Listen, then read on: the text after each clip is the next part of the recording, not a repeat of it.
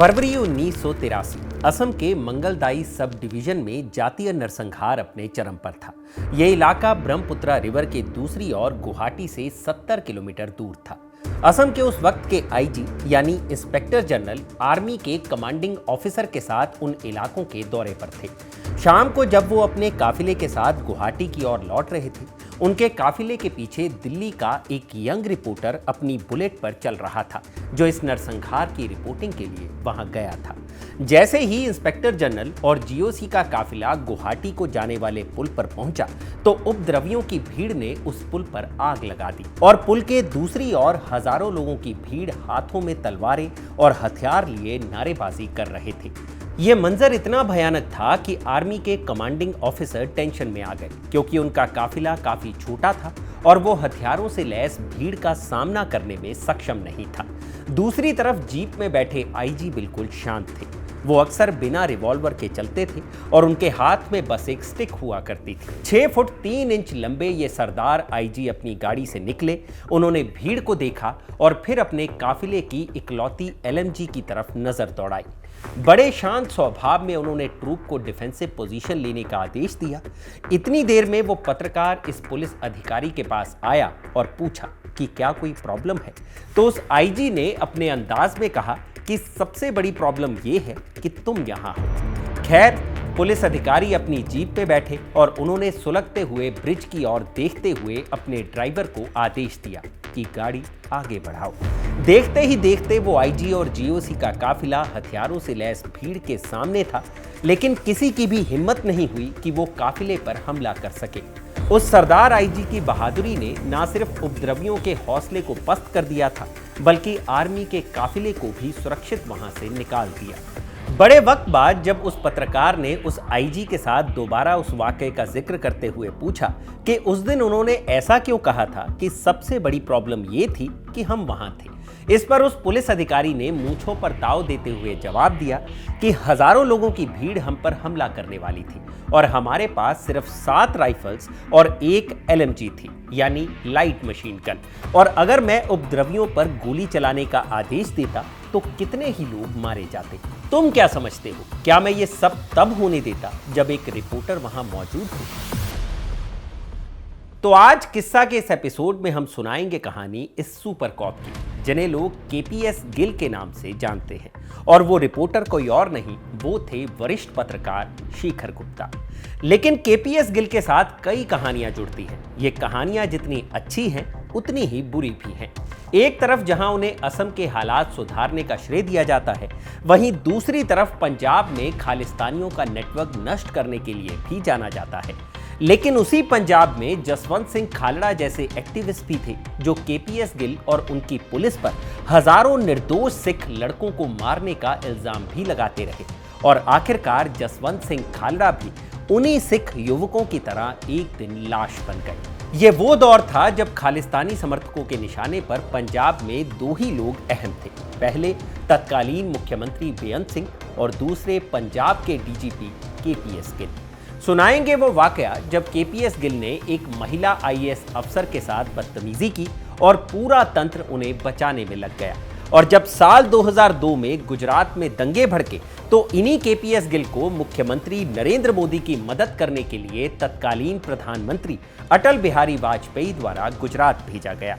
बेअंत सिंह के उस पुलिसिया स्टाइल पर भी बात करेंगे, जिसके दम पर उन्होंने पंजाब में आतंकवाद का सफाया किया।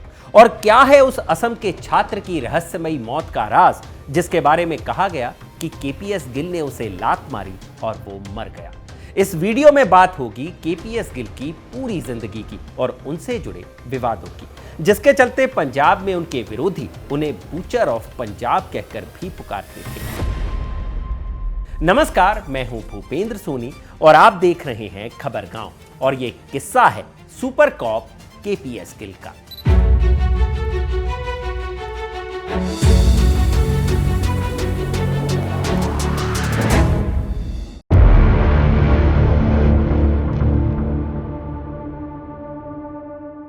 तारीख 29 दिसंबर 1934 अविभाजित पंजाब के लुधियाना शहर में रछपाल सिंह गिल और अमृत कौर के घर एक बच्चे का जन्म हुआ। नाम रखा गया कंवरपाल सिंह गिल, जो आगे चलकर केपीएस गिल के नाम से मशहूर हुए। केपीएस गिल के पिता सरदार रछपाल सिंह गिल सिंचाई विभाग में एक सिविल इंजीनियर थे। रछपाल सिंह का पैतृक गांव लुधियाना जिले में था, लेकिन जब केपीएस गिल पैदा हुए उस वक्त उनकी पोस्टिंग लाहौर में थी। भारत की आज़ादी के बाद रछपाल सिंह गिल ने Bhakra Nangal hydro power complex जैसी कई प्रमुख योजनाओं पर काम किया। इधर केपीएस गिल धीरे धीरे बड़े हो रहे थे। जिन केपीएस गिल से आतंकवादी और अपराधी थर थर कांपते थे, वो अपने बचपन में काफ़ी डरपोक थे। अंधेरे से उन्हें डर लगता था कि अंधेरे में भूत उन्हें पकड़ लेगा। इसी डर से वो रात के अंधेरे में वॉशरूम जाने से भी डरते थे। बहरहाल केपीएस गिल जब स्कूल जाने की उम्र में पहुंचे तो उनके पिता की पोस्टिंग शिमला में हो गई। यहीं सेंट एडवर्ड स्कूल में केपीएस गिल का दाखिला करवा दिया गया। स्कूली पढ़ाई पूरी करने के बाद केपीएस गिल ने पंजाब यूनिवर्सिटी से इंग्लिश में ग्रेजुएशन की पढ़ाई शुरू की, लेकिन गिल ये अभी तक तय नहीं कर पाए थे कि उन्हें जिंदगी में आगे क्या करना है। इसी दौरान उनके कॉलेज में एक ऐसी घटना हुई जिसने उन्हें पुलिस की नौकरी ज्वाइन करने के लिए प्रेरित किया। कहा जाता है कि ग्रेजुएशन के दौरान गिल एक ठेले पर जलेबी खाने गए, तभी वहां किसी और शख्स की ठेले वाले बुजुर्ग के साथ कहासुनी हो गई और उसने बुजुर्ग को पीटना शुरू कर दिया। गिल ने जब बीच बचाव करने की कोशिश की तो उस शख्स ने गिल से कहा कि लड़ाई तुझसे नहीं हुई, तू बीच में क्यों पड़ रहा है, तू थानेदार है क्या? यह सुनकर केपीएस गिल के मुंह से बेसाख्ता निकला, हाँ मैं थानेदार हूं। बस यहीं से गिल को पुलिस वाले की अहमियत समझ आई और उन्होंने भी पुलिस सर्विसेज ज्वाइन करने की ठान ली। साल 1955 में केपीएस गिल की ग्रेजुएशन कंप्लीट हुई और साल 1958 में पहले ही अटेम्प्ट में यूपीएससी क्लियर कर वो एक आईपीएस बने और उसी साल उन्हें असम मेघालय काडर अलॉट हुआ। यहीं पर उन्होंने अपने करियर के शुरुआती 28 साल नौकरी की। शुरुआत में उनकी पोस्टिंग एक ट्रेनी के तौर पर असम के तिनसुकिया थाने में हुई। गिल जब पहली बार थाने पहुंचे तो देखा कि मेज पर कई पासपोर्ट्स पड़े हैं। जब उन्होंने पासपोर्ट के पन्ने पलटे तो हर पासपोर्ट के साथ 5-5 रुपए का नोट नत्थी था। ये पासपोर्ट विदेशी नागरिकों के थे। उस दौर में जो लोग विदेश से आते थे उन्हें पास के थाने जाकर पासपोर्ट को वेरीफाई करवाना पड़ता था, लेकिन गिल को 5 रुपए का चक्कर समझ नहीं आ रहा था। उन्होंने थानेदार से पूछा तो उसने जुबान पर ताला जड़ लिया। ऐसे में उन लोगों को बुलाया गया जिनके पासपोर्ट थे। जब गिल ने उनसे पूछा कि ये 5 रुपए पासपोर्ट के साथ नत्थी क्यों है, तो उन्होंने बताया कि उन्हें बताया गया था कि अगर पासपोर्ट के साथ 5 रुपए नत्थी कर दो तो थानेदार उनसे उल्टे सीधे सवाल पूछकर परेशान नहीं करेगा और पासपोर्ट भी तुरंत वेरीफाई कर देगा। केपीएस गिल ये सुनकर चौंके और उन्होंने पासपोर्ट के साथ नत्थी रुपयों को थानेदार से वापस करवाया और उसे फटकार लगाते हुए सबके पासपोर्ट जल्द वेरीफाई करने के लिए कहा।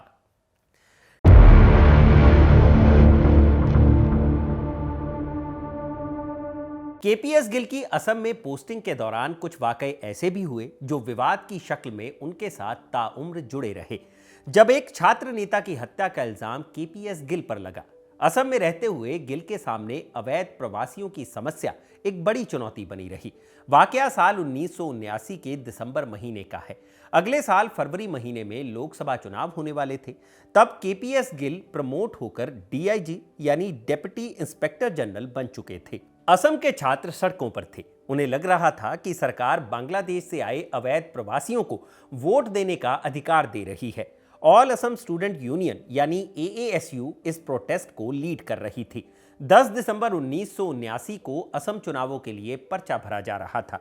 कांग्रेस ने असम के बरपेटा लोकसभा सीट से पूर्व राष्ट्रपति फखरुद्दीन अली अहमद की पत्नी बेगम अबीदा अहमद को अपना कैंडिडेट घोषित किया था। अबीदा अहमद इस दिन अपना पर्चा भरने के लिए निकली, लेकिन छात्र सड़कों पर थे। अबीदा अहमद को पर्चा भरने से रोकने की कोशिश कर रहे थे। उनकी सुरक्षा के लिए पुलिस बल तैनात था, जिसका नेतृत्व खुद केपीएस गिल कर रहे थे। अबीदा अहमद ने पर्चा तो भर दिया, लेकिन छात्रों का गुस्सा शांत होने का नाम नहीं ले रहा था।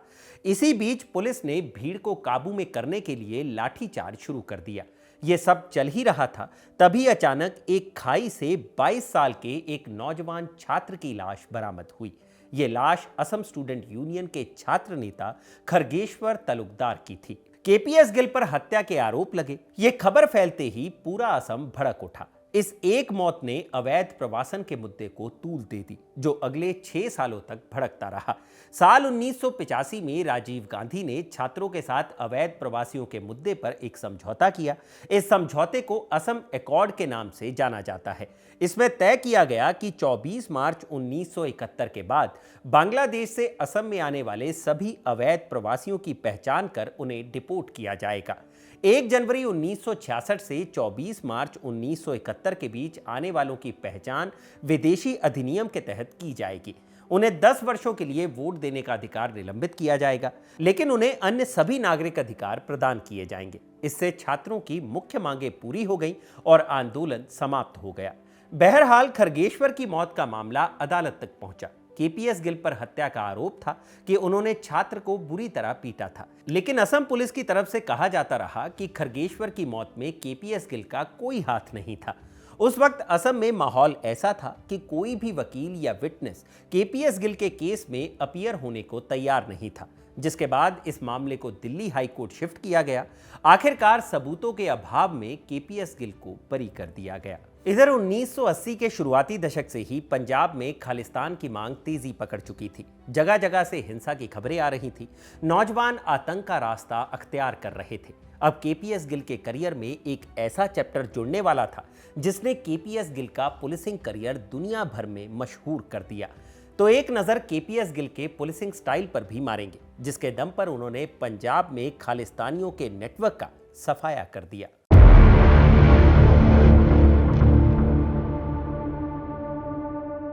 साल 1981 के सितंबर महीने की बात है। पंजाब केसरी समूह के संस्थापक लाला जगत नारायण की दिन दिहाड़े हत्या कर दी गई।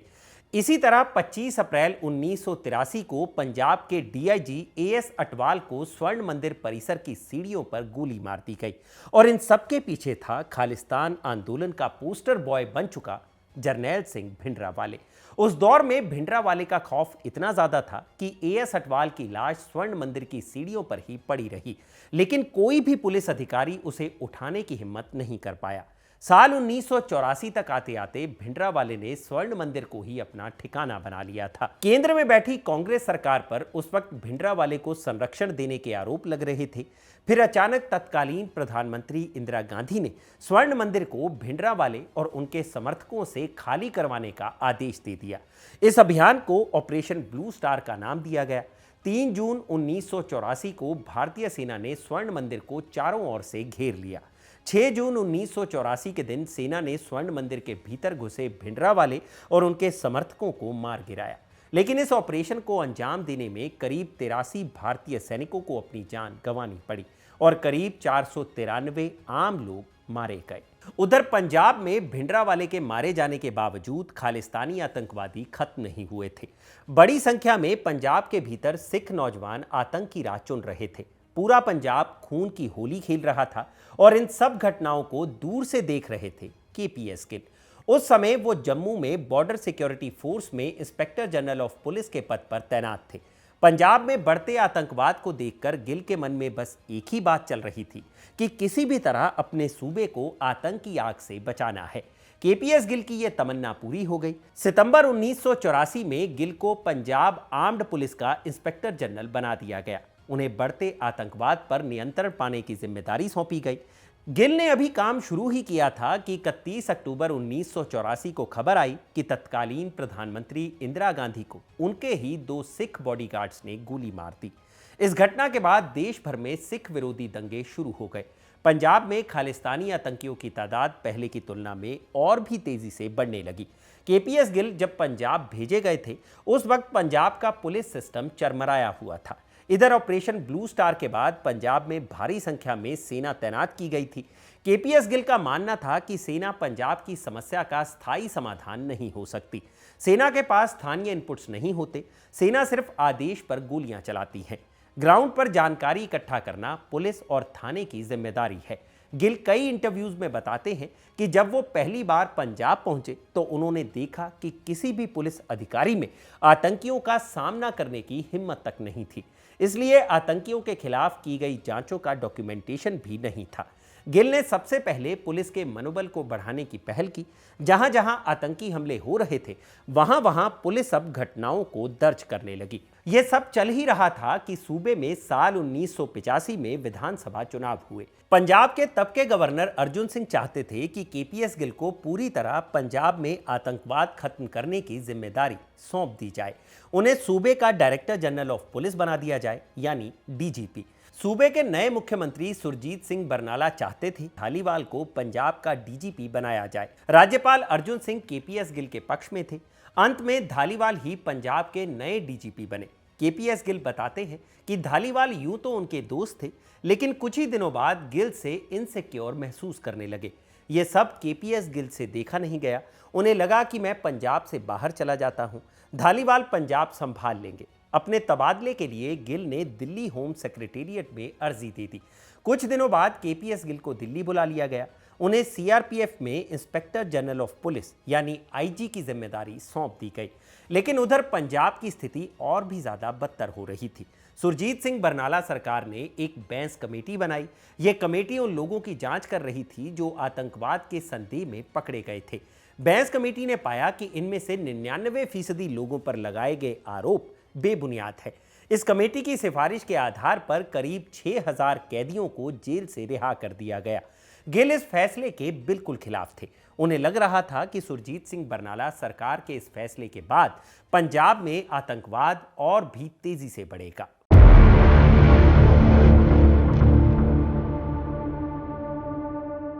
साल 1986 का फरवरी महीना आ चुका था। केपीएस गिल दिल्ली में एक डिनर पार्टी में आमंत्रित किए गए थे।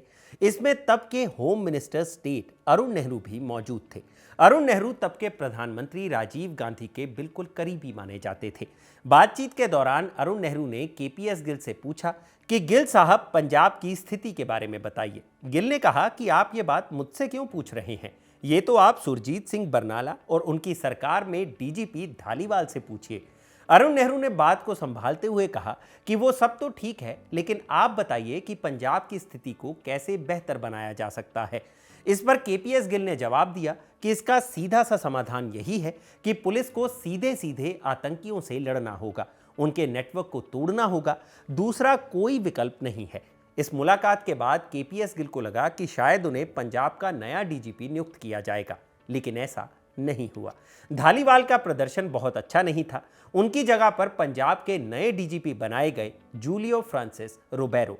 लेकिन उस डिनर पार्टी के लगभग 3 महीने बाद केपीएस गिल को तब के गृह मंत्रालय के ज्वाइंट सेक्रेटरी बीके जैन का फोन आया। बीके जैन ने फोन पर कहा कि गिल साहब, क्या आप पंजाब जाना पसंद करेंगे? गिल ने हामी भर दी, लेकिन उन्हें इस बार पंजाब में आईजी सीआरपीएफ के रूप में तैनात किया गया था। डीजीपी अब भी रोबेरो ही थे। गिल को बस उनकी मदद करने के लिए भेजा गया था। केपीएस गिल का दफ्तर अमृतसर में था, वही अमृतसर जहां भिंडरावाले को ऑपरेशन ब्लू स्टार के दौरान मार गिराया गया था। केपीएस गिल बताते हैं कि जब वो ड्यूटी ज्वाइन करने के लिए दिल्ली से अमृतसर रवाना हो रहे थे, तब उन्होंने जालंधर अमृतसर के रास्ते पर दोपहर 2:30 बजे सड़क पर एक भी इंसान नहीं देखा। यह उस दौर के पंजाब की तस्वीर बयां कर रहा था, जब लोग आतंक के खौफ से दोपहर के 2:30-3 बजे ही घर के अंदर छिप जाते थे। पंजाब पहुंचने के बाद गिल ने महसूस किया कि वहां पंजाब पुलिस और सीआरपीएफ के बीच काफी मतभेद हैं। पंजाब पुलिस का आरोप था कि सीआरपीएफ कुछ नहीं करती, जबकि सीआरपीएफ का कहना था कि पुलिस उन्हें काम नहीं करने देती। केपीएस गिल को लगा कि अगर दोनों के बीच मतभेद रहेंगे तो वो आतंक का सफाया कैसे कर पाएंगे। उन्होंने इसके लिए एक समाधान निकाला। कहा कि जब पंजाब पुलिस जांच करेगी तो उसके साथ एक सीआरपीएफ का जवान होगा, और जब सीआरपीएफ गश्त लगाएगी तो उस समय पंजाब पुलिस का एक जवान उनके साथ रहेगा। इसके बाद दोनों दलों के बीच मतभेद खत्म हो गए और दोनों मिलकर एक साथ काम करने लगे। इधर पंजाब के डीजीपी रिबेरो पंजाब पुलिस और सीआरपीएफ के जवानों का मनोबल बढ़ाने में जुटे हुए थे।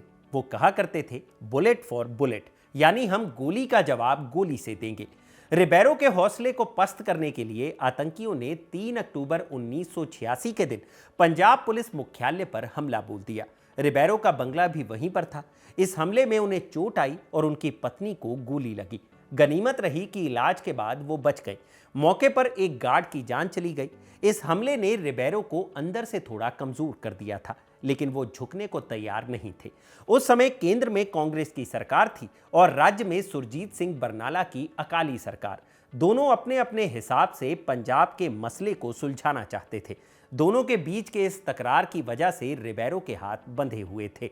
मई 1987 में खबर आई कि केंद्र सरकार ने पंजाब में बिगड़ते हालात को देखते हुए सुरजीत सिंह बरनाला की सरकार को बर्खास्त कर दिया है। सूबे में राष्ट्रपति शासन लागू हो चुका था। सिद्धार्थ शंकर रे उस वक्त पंजाब के राज्यपाल थे। अब उनके हाथों में पूरे सूबे का कार्यभार आ चुका था। इस पूरे दौर का जिक्र करते हुए केपीएस गिल बताते हैं कि उस समय पंजाब में खालिस्तानी आतंकियों के पास AK-47 जैसे आधुनिक हथियार थे, जबकि पंजाब पुलिस और थानों में अब भी पुराने हथियार इस्तेमाल किए जा रहे थे।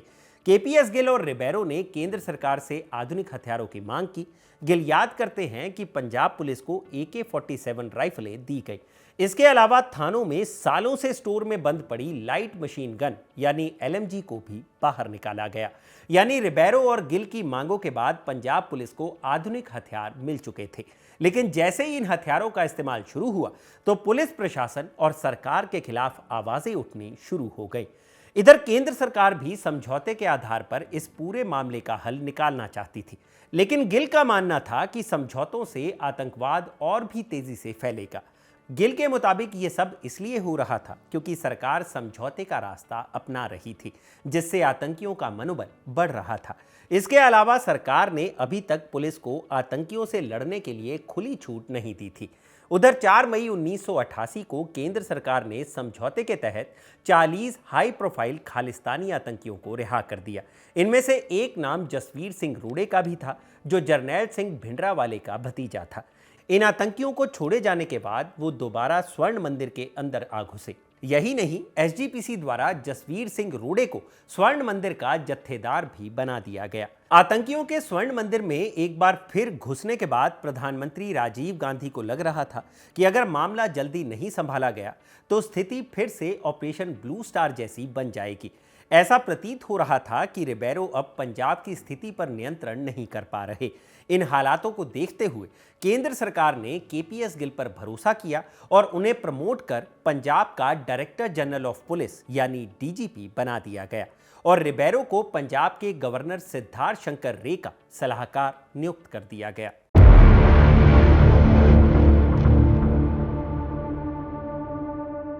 अब आतंकी स्वर्ण मंदिर में घुस चुके थे। राजीव गांधी किसी भी सूरत में इसे आतंकियों से मुक्त कराना चाहते थे। उन्होंने दिल्ली में एक बैठक बुलाई जिसमें केपीएस गिल, रिबेरो और कई अन्य वरिष्ठ अधिकारी मौजूद थे। बैठक में राजीव गांधी ने पूछा कि स्वर्ण मंदिर में घुसे आतंकियों को कैसे बाहर निकाला जाए। उस बैठक में गिल से पद में ऊंचे कई अधिकारी भी शामिल थे, लेकिन किसी ने इस योजना के बारे में ज्यादा कुछ नहीं कहा। गिल पहले से ही पूरा होमवर्क करके आए थे। जब उनसे पूछा गया तो उन्होंने एक नक्शा निकाला और इंटेलिजेंस के जरिए गोल्डन टेम्पल के भीतर की पूरी जानकारी साझा की। गिल ने समझाते हुए कहा कि इस इलाके में आतंकियों का कब्जा है। हम एक विशेष द्वार से अंदर घुसेंगे और पंजाब पुलिस तथा पैरामिलिट्री बलों के साथ मिलकर ऑपरेशन को अंजाम देंगे। केपीएस गिल ने अनुरोध किया कि ऑपरेशन के दौरान सेना को तैनात ना किया जाए, जैसा ऑपरेशन ब्लू स्टार के दौरान किया गया था। इसके अलावा गिल ने यह भी प्रस्ताव रखा कि पूरे ऑपरेशन के दौरान मीडिया पर प्रतिबंध ना लगाया जाए और उन्हें पूर्ण कवरेज की अनुमति दी जाए। उनका मानना था कि मीडिया कवरेज से अफवाहें नहीं फैलेंगी और लोगों को हालात की सही जानकारी मिलती रहेगी। राजीव गांधी ने केपीएस गिल के सभी प्रस्तावों को मान लिया। पहले तो इस अभियान को गिल प्लान कहा गया, लेकिन बाद में इसे ऑपरेशन ब्लैक थंडर 2 नाम दिया गया। ऐसा ही एक ऑपरेशन साल 1986 में भी किया गया था, जिसे ऑपरेशन ब्लैक थंडर कहा जाता है। 9 मई 1988 की तारीख थी। सुबह का वक्त था। अचानक स्वर्ण मंदिर के बाहर छिपे आतंकियों ने गोलियां चलानी शुरू कर दी। एक गोली सीआरपीएफ के डीआईजी SS विर्क को जा लगी। विर्क को फौरन अस्पताल ले जाया गया। जैसे ही ये खबर बाहर आई, मंदिर के चारों ओर तैनात सुरक्षा बलों ने जवाबी फायरिंग शुरू कर दी। हालात बिगड़ते देख दोपहर 3 बजे अमृतसर के डिप्टी कमिश्नर सरबजीत सिंह ने कर्फ्यू की घोषणा कर दी। इसी बीच एसएसपी अरोड़ा ने राज्यपाल के सलाहकार जूलियो रिबेरो से मंदिर के अंदर घुसकर आतंकियों को पकड़ने की इजाजत मांगी, लेकिन उन्हें कहा गया कि वो दिल्ली से आने वाले आदेश का इंतजार करें। दिल्ली में उस वक्त गृह मंत्री बूटा सिंह की अध्यक्षता में एक इमरजेंसी मीटिंग चल रही थी। फैसला हुआ कि एनएसजी कमांडो को तुरंत अमृतसर भेजा जाए। उसी रात एनएसजी की टीम सुशील नंदा की अगुवाई में अमृतसर पहुंच गई। उन्होंने मंदिर के पास एक ऊंची इमारत पर मोर्चा संभाल लिया, जहां से पूरा स्वर्ण मंदिर साफ नजर आ रहा था। सीआरपीएफ और पंजाब पुलिस ने भी पास के ब्रह्म बूटा अखाड़े में डेरा डाल लिया, लेकिन इस बीच पंजाब पुलिस के डीजीपी केपीएस गिल गायब थे। रिबेरो अपनी आत्मकथा बुलेट फॉर बुलेट में लिखते हैं कि गिल का इस तरह अचानक गायब हो जाना कोई नई बात नहीं थी। फिलहाल रिबेरो ही पूरी स्थिति संभाल रहे थे। उन्होंने स्थानीय अफसरों के साथ बैठक कर तय किया कि कुछ दिनों तक मंदिर को घेर कर रखा जाए ताकि अंदर के आतंकी थक जाए। जब रिबेरो ये योजना लेकर दिल्ली पहुंचे, तब तक गिल वापस नजर आने लगे। अब पूरे ऑपरेशन की कमान उन्होंने अपने हाथ में ले ली।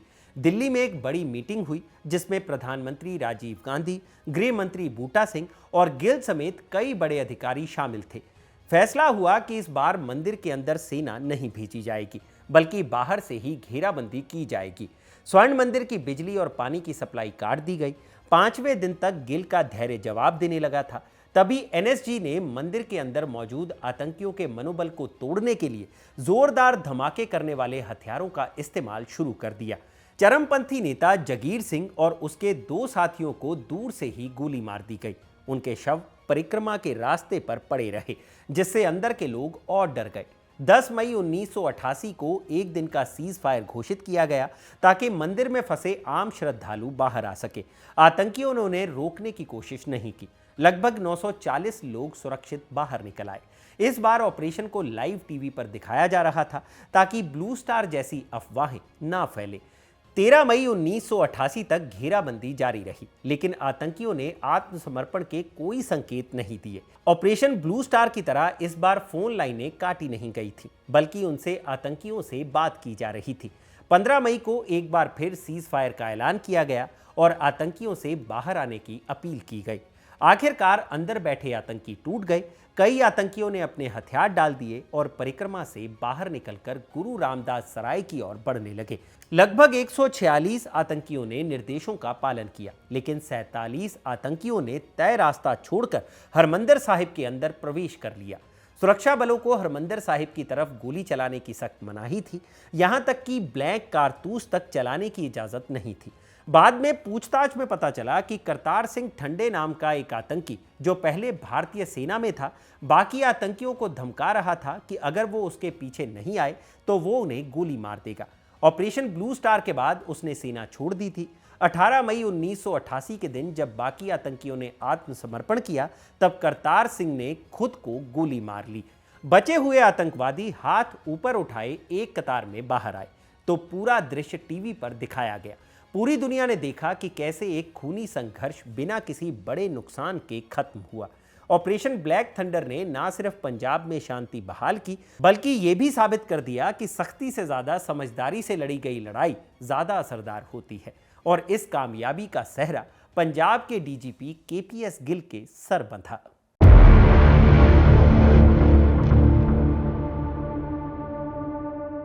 ऑपरेशन ब्लैक थंडर खत्म हो चुका था, लेकिन इसके बाद केपीएस गिल के खिलाफ दिल्ली के हुक्मरानों के कानों तले एक ऐसी अफवाह पहुंची, जिसके बाद दिल्ली से एक फ्लाइट उड़ी।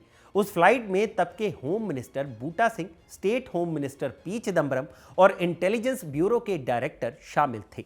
हुआ यह था कि ऑपरेशन ब्लैक थंडर के बाद राजीव गांधी सरकार चाहती थी कि गोल्डन टेम्पल के भीतर की स्थिति को मीडिया के जरिए दिखाया जाए, लेकिन केपीएस गिल का मानना था कि स्वर्ण मंदिर के भीतर जो नुकसान हुआ है उसे ठीक करने के बाद ही मीडिया को अंदर जाने की अनुमति दी जाए। गिल का यह भी तर्क था कि अंदर की फिलहाल स्थिति देखकर हालात फिर से बिगड़ सकते हैं।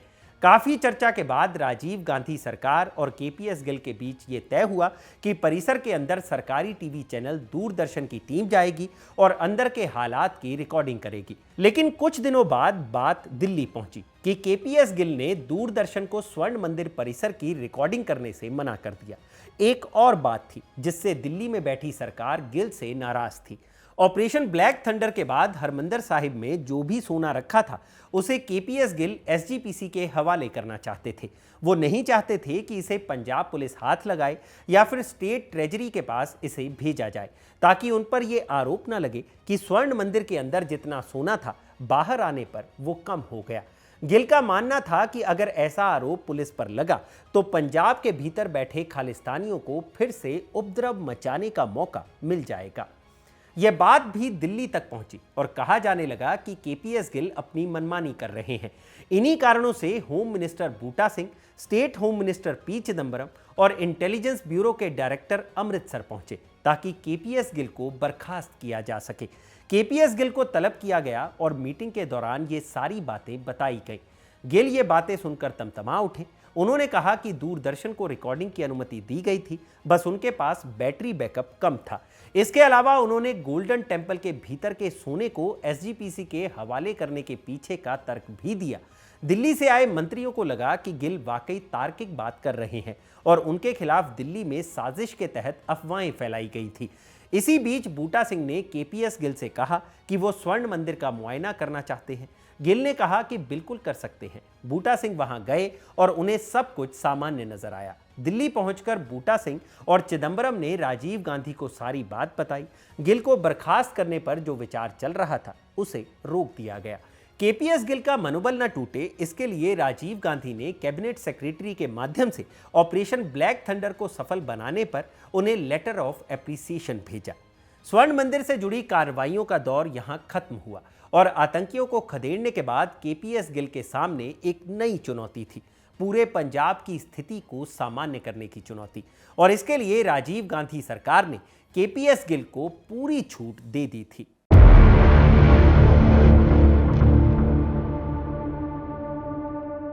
कहा जाता है कि उस दौर में पंजाब पुलिस के उच्च पदों पर बैठे अधिकारी आतंकियों से पर्दे के पीछे लड़ रहे थे, लेकिन केपीएस गिल ने यह सोच बदल दी। उन्होंने महसूस किया कि जमीनी कर्मचारियों के मनोबल को बढ़ाने के लिए उन्हें सामने जाकर साथ लड़ना होगा।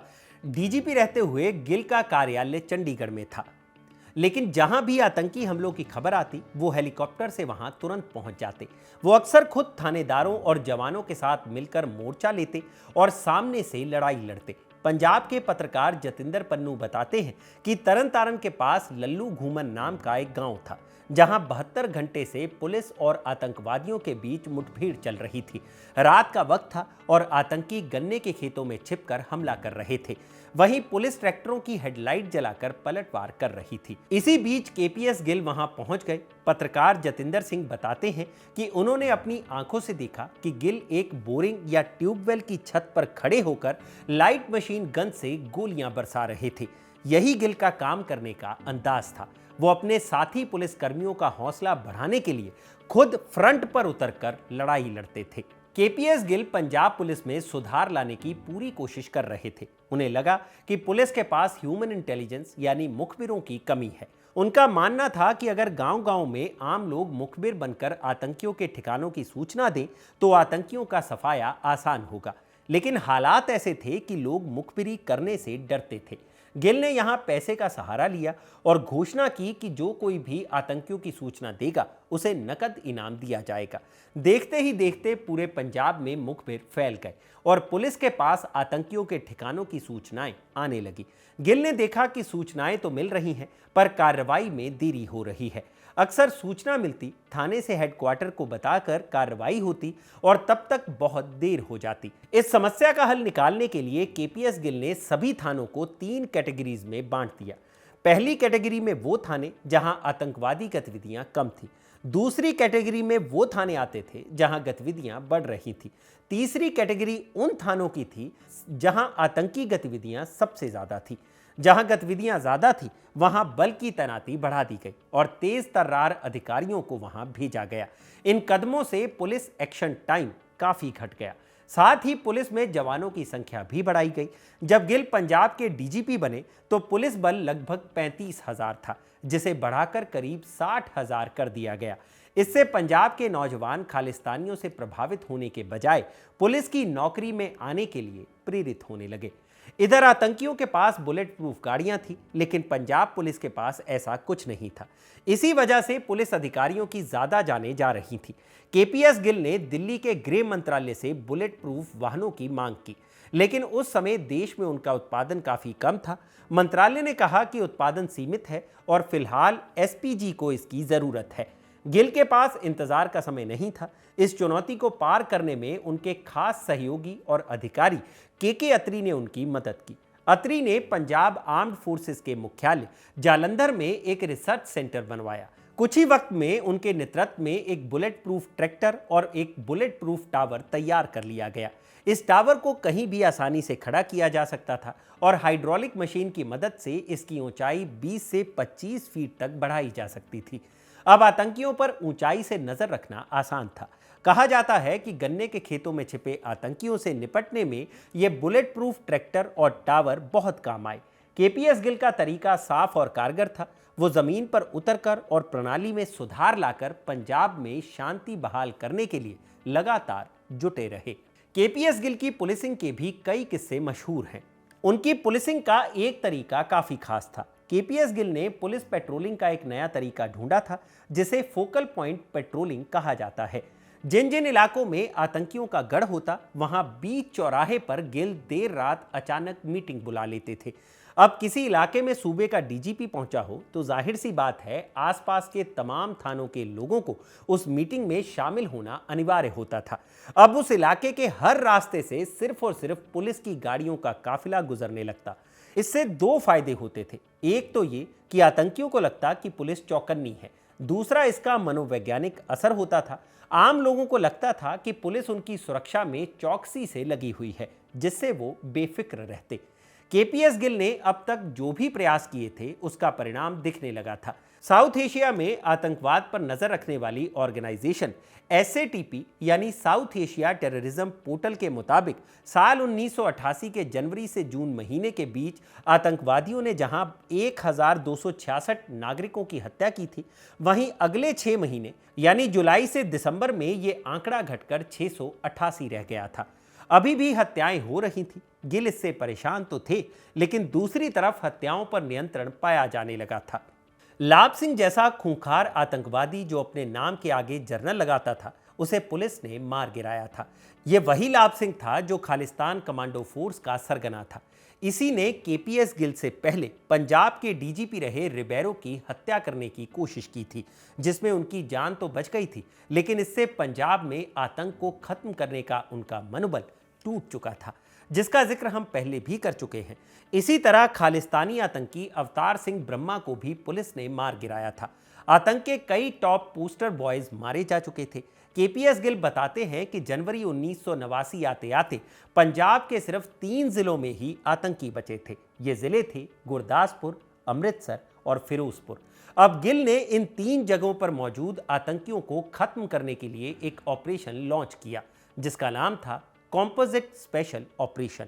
इसमें पंजाब पुलिस के साथ सीआरपीएफ और बीएसएफ के जवानों ने इन तीनों जिलों के करीब 5000 से ज्यादा गांवों की तलाशी ली।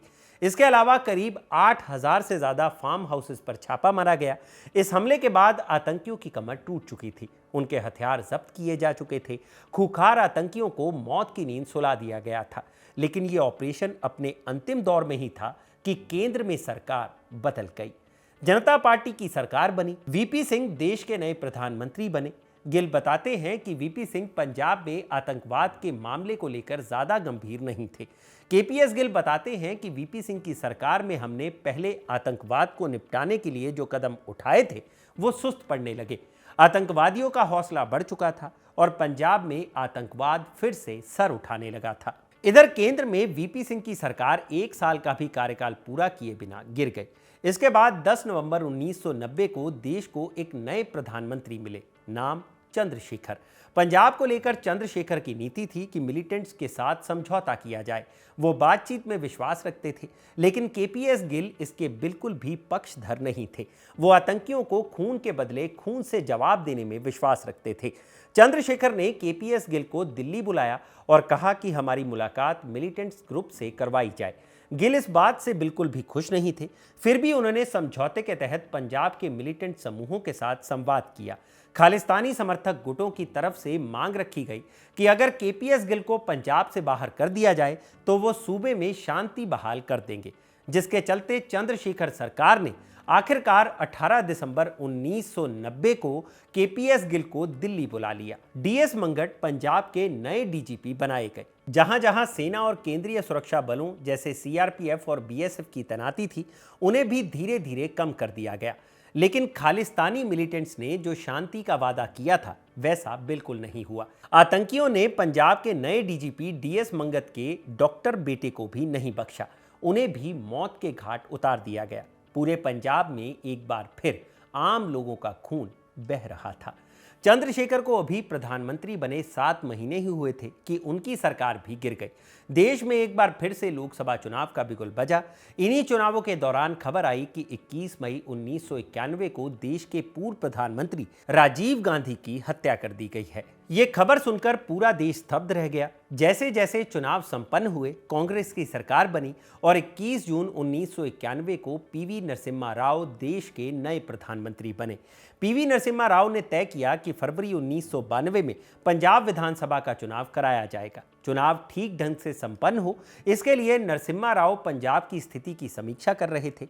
उन्होंने तब के इंटेलिजेंस ब्यूरो के डायरेक्टर एम.के. नारायणन से बात की। नारायणन ने राव से कहा कि पंजाब के हालात को केवल एक ही व्यक्ति संभाल सकता है और वो है केपीएस गिल। लेकिन उन्होंने ये भी कहा कि पिछली सरकार ने गिल के साथ जो किया उससे वो काफी दुखी हैं। नरसिम्हा राव ने नारायणन से कहा कि आप गिल को पंजाब जाने के लिए मनाइए। नारायणन ने गिल से बात की और आखिरकार गिल एक बार फिर पंजाब में आतंकवाद की सफाई के लिए भेज दिए गए। उधर सुरेंद्र नाथ को पंजाब का नया गवर्नर नियुक्त किया गया। नरसिम्हा राव ने गिल को खुली छूट दे दी। उन्होंने कहा कि दिल्ली से कोई दखल नहीं दिया जाएगा। उन्होंने ये भी स्पष्ट कर दिया था कि आतंकियों के साथ कोई भी शांति वार्ता नहीं होगी।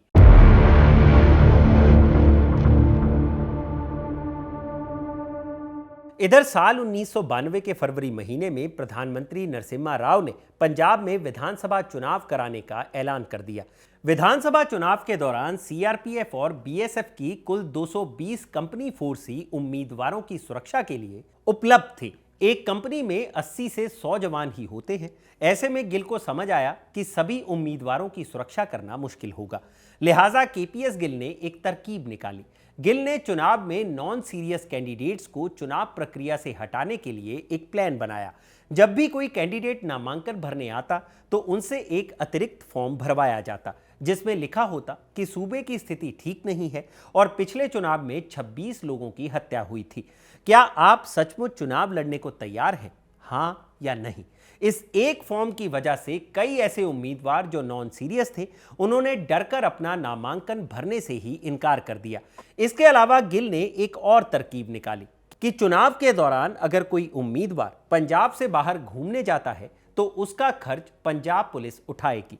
नॉन सीरियस और निर्दलीय उम्मीदवारों ने इस ऑप्शन को ऑप्ट किया और उनकी सुरक्षा पुख्ता की जा सकी। लेकिन पंजाब के अजीत अखबार ने खबर छाप दी कि गिल उम्मीदवारों को गिरफ्तार करवा रहे हैं।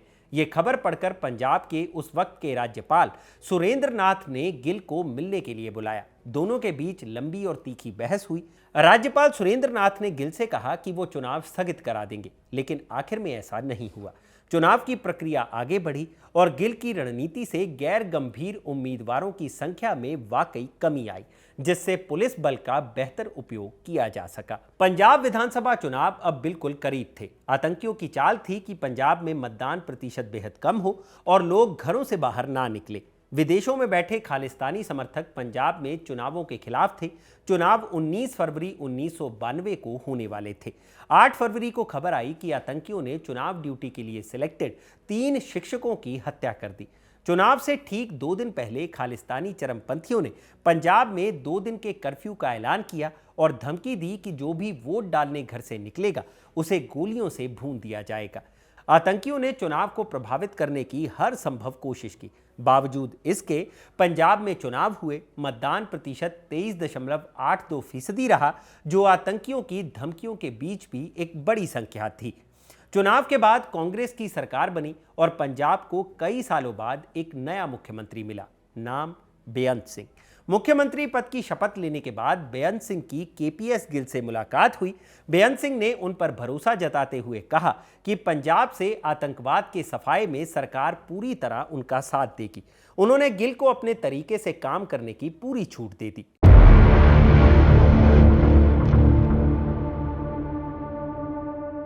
साल 1992 की शुरुआत में बेअंत सिंह चाहते थे कि पंजाब में खून खराबा बंद हो। उन्होंने आतंकवाद का रास्ता अपना चुके नौजवानों को सरेंडर करने के लिए 13 अप्रैल 1992 यानी बैसाखी तक का समय दिया और यह भी ऐलान किया कि जो भी सरेंडर करेगा उनसे अच्छा व्यवहार किया जाएगा।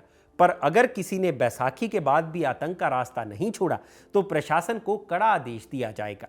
केपीएस गिल बताते हैं कि बैसाखी पर गोलीबारी बहुत कम हुई। 13 अप्रैल आते आते सैकड़ों नौजवानों ने आत्मसमर्पण कर दिया। फिर भी आतंकवाद पूरी तरह समाप्त नहीं हुआ। तब भी कुछ आतंकी पंजाब में घूम रहे थे। आनंदपुर साहिब से मुख्यमंत्री बेअंत सिंह ने अपने वादे अनुसार ऐलान किया कि हमने शांति का रास्ता चुना था, लेकिन जिन लोगों ने सरेंडर नहीं किया उन्हें चेताते हुए बेअंत सिंह ने कहा कि अब हम पुलिस प्रशासन को खुली छूट देते हैं कि वो कड़ी से कड़ी कार्रवाई करे। बेअंत सिंह का आदेश आया कि शाम ढलते ही लोग अपने अपने घरों में ठप हो जाएं और जो सड़क पर निकलेंगे उन्हें पुलिस नहीं छोड़ेगी। उस दौर में लोग सूर्यास्त से पहले ही घर में बंद हो जाते थे। पुलिस को गोली चलाने की शर्तों पर खुली छूट मिल चुकी थी। अगले 7 माह में पंजाब पुलिस और केपीएस गिल ने पूरे प्रदेश में आतंकियों की कमर तोड़ दी। साउथ एशिया में आतंकवाद पर नजर रखने वाली ऑर्गेनाइजेशन एसएटीपी के मुताबिक साल 1992 से 93 के बीच लगभग 2911 आतंकी मारे गए। इस तरह केपीएस गिल के नेतृत्व में पंजाब से आतंक का काफी हद तक सफाया हो चुका था। खालिस्तान की मांग करने वालों की आवाज दबा दी गई, लेकिन सिखों का एक धड़ा बेअंत सिंह और केपीएस गिल से काफी नाराज था। उनका मानना था कि जिन लोगों को पुलिस ने आतंकी बताकर मारा है उनमें से ज्यादातर आम घरों के बेकसूर सिख लड़के थे। यही वजह रही कि 31 अगस्त 1995 के दिन चंडीगढ़ सिविल सेक्रेटेरिएट के बाहर एक मानव बम के जरिए बेअंत सिंह की हत्या कर दी गई। यह आत्मघाती हमलावर पंजाब पुलिस का ही एक सिपाही था जिसका नाम था दिलावर सिंह। इस हमले में बेअंत सिंह के साथ वहां मौजूद 17 और लोगों की भी जान चली गई। इस पूरी घटना की जिम्मेदारी ली बब्बर खालसा ग्रुप ने। इस घटना की विस्तृत कहानी और जिन लोगों की गिरफ्तारी हुई वो हमने बुरैल जेल एस्केप वाले किस्से में विस्तार से बताई है। ऊपर दिए गए आइकन और डिस्क्रिप्शन में आपको उस कहानी का लिंक मिल जाएगा।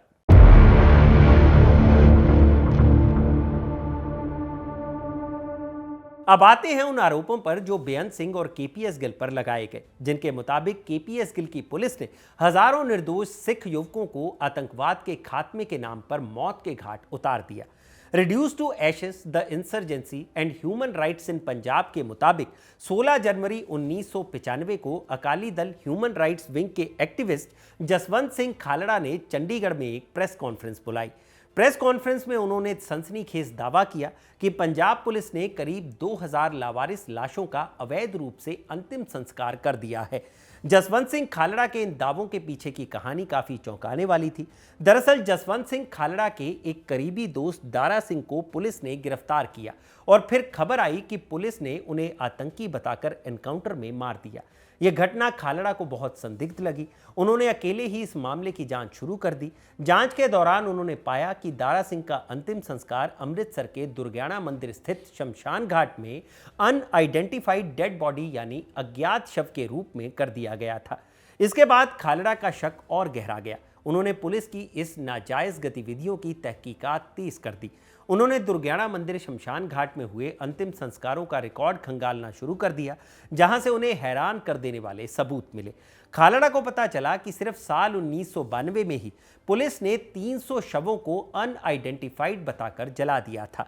वहीं अमृतसर के जन्म और मृत्यु रजिस्ट्रार कार्यालय के रिकॉर्ड में 112 शवों के नाम दर्ज थे, जिनमें से 41 की गोली लगने से मौत हुई थी, जबकि 259 लोगों की मौत का कारण रिकॉर्ड्स में दर्ज ही नहीं था और सिर्फ 24 शवों की ही पोस्टमार्टम रिपोर्ट मौजूद थी। इसके बाद जसवंत सिंह खालड़ा ने पट्टी और तरन तारण के शमशान घाटों की भी जांच की। पट्टी में उन्हें लकड़ियों का एक रजिस्टर मिला जिसमें हर शव की पहचान, पता, अंतिम संस्कार की तारीख और अंतिम संस्कार करने वाले व्यक्ति का नाम दर्ज था। रजिस्टर से यह सामने आया कि जनवरी 1991 से अक्टूबर 1994 के बीच पुलिस ने 538 शवों को अनआइडेंटिफाइड या अनक्लेम्ड बताकर जला दिया। तरन तारण में भी इसी तरह की घटनाएं सामने आई, लेकिन वहां रिकॉर्ड उपलब्ध नहीं था। इसके बाद 16 जनवरी 1995 को Akali Dal human rights wing ने चंडीगढ़ में प्रेस कॉन्फ्रेंस कर अपनी जांच रिपोर्ट जारी की, जिस पर जसवंत सिंह खालड़ा और जसवंत पाल सिंह ढिल्लों के हस्ताक्षर थे।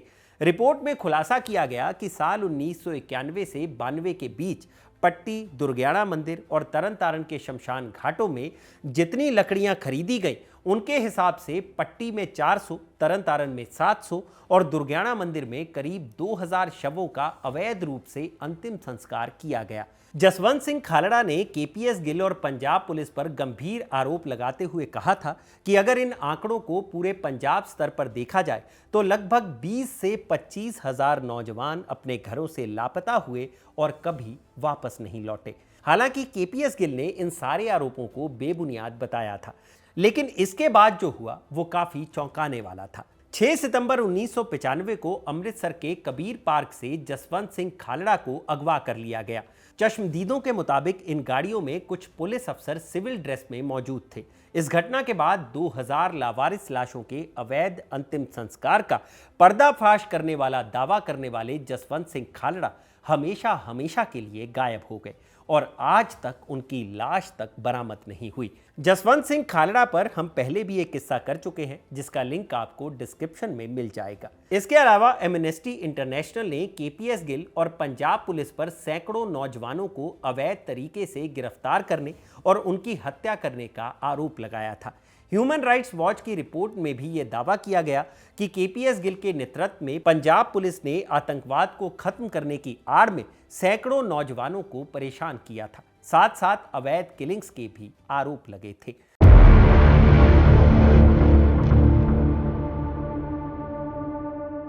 निर्दोषों की हत्याओं के अलावा एक और आरोप था जिससे केपीएस गिल के कैरेक्टर पर उंगली उठी। ये वो मामला था जब एक महिला आईएएस ने उन पर सेक्सुअल हैरेसमेंट का इल्जाम लगाया। वो आईएएस लगातार कोर्ट का दरवाजा खटखटाती रही और तब जाकर 17 साल बाद केपीएस गिल को कोर्ट ने सजा सुनाई थी। यह बात साल 1988 के जुलाई महीने की है। उस वक्त केपीएस गिल पंजाब के डीजीपी थे। पंजाब में आतंकवादियों के खिलाफ उनका कहर जारी था। एक दिन पंजाब के गृह सचिव के घर पर एक पार्टी रखी गई थी। इस पार्टी में पंजाब सरकार के कई बड़े अफसर शामिल थे।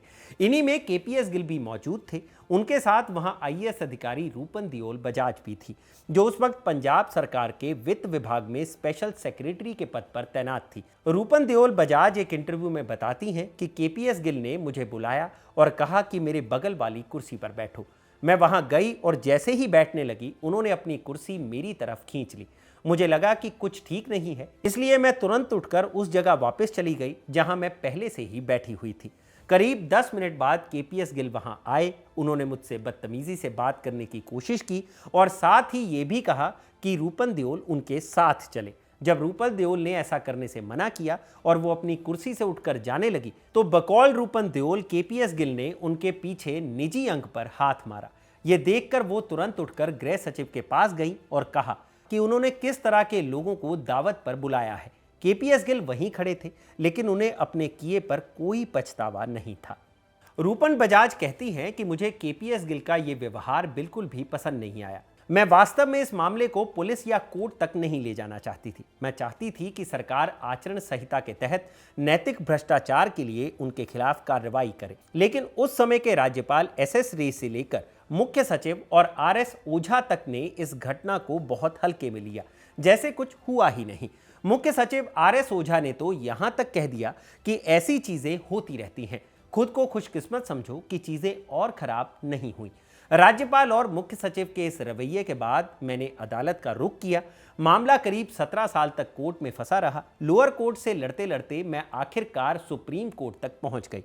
रूपन देओल बताती हैं कि अंततः 17 साल बाद यानी 27 जुलाई 2005 को सुप्रीम कोर्ट ने केपीएस गिल को दोषी ठहराया। हालांकि कोर्ट ने उन्हें 3 महीने की सजा सुनाई थी, लेकिन बाद में इसे 3 साल की प्रोबेशन अवधि में बदल दिया गया। प्रोबेशन का मतलब था कि उन पर 2 लाख रुपए का जुर्माना लगाया गया और वो प्रोबेशन अधिकारी की निगरानी में अच्छे व्यवहार की शर्त पर रिहा रहेंगे। रूपन देओल ने इन 2 लाख रुपयों को महिला संगठन को दान कर दिया था। लेकिन सोचिए, जब यह सब हो रहा था उसके महज 1 साल बाद 1989 में राजीव गांधी सरकार ने केपीएस गिल को पद्मश्री सम्मान से नवाजा था।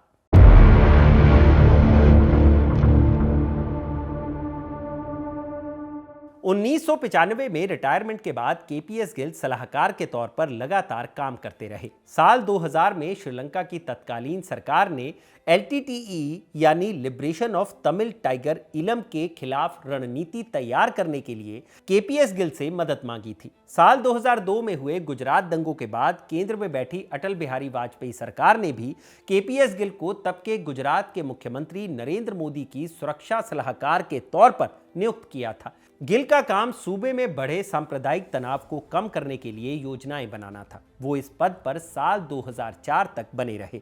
साल 2013 में केपीएस गिल पर एक किताब आई थी जिसका नाम था KPS Gill the paramount cop. इसके लेखक थे राहुल चंदन। इस किताब के प्रमोशन के दौरान दिए एक इंटरव्यू में जब उनसे गुजरात में उनके कार्यकाल के अनुभवों पर सवाल पूछा गया तो उन्होंने नरेंद्र मोदी को क्लीन चिट देते हुए कहा था कि गुजरात दंगों में नरेंद्र मोदी की कोई भूमिका नहीं थी। साल 2003 में केंद्र में बैठी अटल बिहारी वाजपेयी सरकार ने केपीएस गिल को असम का राज्यपाल बनाने का प्रस्ताव भी भेजा था, लेकिन जब यह प्रस्ताव उस समय के मुख्यमंत्री तरुण गोगोई के पास पहुंचा तो उन्होंने इसे ठुकरा दिया। वजह बताई गई कि असम में गिल का कार्यकाल काफी विवादास्पद रहा था। साल 2006 में नक्सलियों से निपटने के लिए तत्कालीन रमन सिंह सरकार ने छत्तीसगढ़ में केपीएस गिल से सुरक्षा सलाहकार के तौर पर मदद मांगी थी। बाद में मीडिया को दिए एक इंटरव्यू में गिल ने इस भूमिका को लेकर कहा था, तनख्वाह लो और बैठकर मजे करो। हालांकि छत्तीसगढ़ के मुख्यमंत्री रमन सिंह ने गिल के इस बयान को झूठा बताया था और कहा था कि उन्होंने तनख्वाह नहीं ली थी। गिल का कहना था कि पंजाब में मिली उनकी कामयाबी के आधार पर ही उन्हें सुरक्षा सलाहकार बनाया गया था। अपनी रिटायरमेंट के बाद से ही केपीएस गिल आतंकवादियों के निशाने पर थे, जिसके चलते उन्हें रिटायरमेंट के बाद जिंदगी भर Z+ श्रेणी की सुरक्षा मुहैया करवाई गई थी। साल 1999 में एक आतंकी भी पकड़ा गया था जिसने उनकी हत्या की साजिश रची थी, जिसके पास से 2 किलो RDX भी बरामद हुआ था। बकौल केपीएस गिल आतंकियों द्वारा 4-5 बार उन्हें मारने की कोशिश की गई थी, लेकिन इन तमाम कोशिशों के बाद भी गिल 82 साल की उम्र तक मूंछों को ताव देते हुए जिंदा रहे और 26 मई 2017 को यह खबर आई कि केपीएस गिल का अचानक दिल का दौरा पड़ने से निधन हो गया। और आज भी उनके इस दुनिया से चले जाने के बाद एक तरफ जहां उन्हें आतंकवाद का सफाया करने वाले सुपर कॉप के तौर पर जाना जाता है, वहीं पंजाब में ऐसे लोग भी हैं जो उन्हें पंजाब का कसाई बताते हैं। अब किसकी बात में कितनी सच्चाई है उसका फैसला हम आप पर छोड़ते हैं।